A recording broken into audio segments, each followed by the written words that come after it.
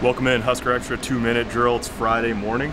A newsy day here after Nebraska practice, but not in the way we thought. Scott Frost says he and Mario Verduzco have an idea of the direction they're going at quarterback, but they haven't talked to Adrian Martinez and Tristan Gebbia yet, so no announcement there. Probably coming sometime this weekend in the form of an announcement, a press release, or a video or something like that.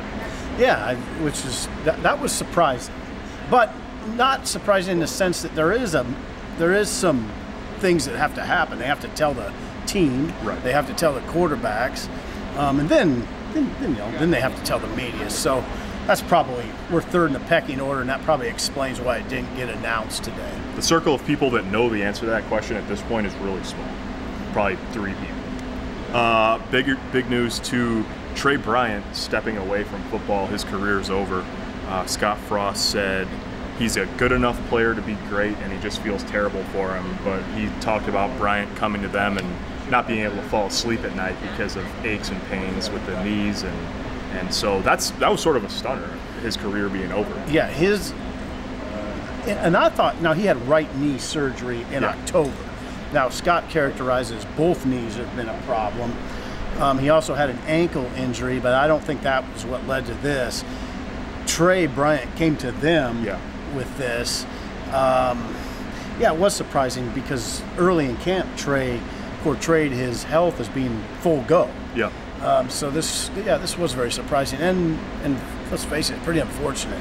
Yeah. I feel bad for the kid. He was a very good running back, but Scott said the words, his knees are bone on bone, and anybody who's had that happen knows that's untenable for a running back. Yeah, he worked for 9 months or 10 months from the time he had surgery to get back to do what he was doing, which is having a productive camp, and now his career's over, so unfortunate news there. On a brighter note, 3 players earned scholarships for the first time today. First walk-ons converted to scholarship players under Scott Frost. Running back Wyatt Mazur, wide receiver Brian Reimers, and linebacker Jacob Weinmaster, the trio. Special teams played a big role, but as Scott Frost said last week, don't just hand these things out. No, it was really interesting.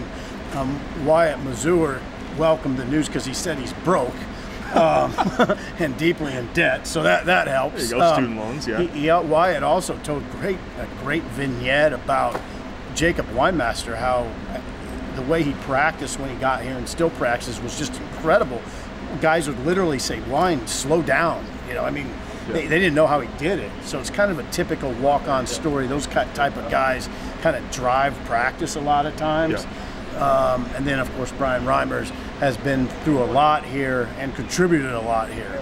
Yeah, Jacob Weinmaster's been paying out-of-state tuition, a Colorado native, and so he said it meant a lot, and it still sort of was hitting him that he was on scholarship. Last note, 2 quick personnel notes. Dominic Watt, freshman wide receiver, did not make it. Scott Frost said they fought to the end.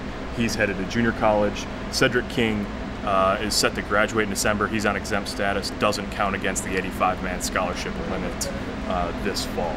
So I think by my math there are 84 scholarships. We're not sure on that. Check HuskerExtra.com for all the latest. Ton of information today, and thanks for watching a long 2-minute drill.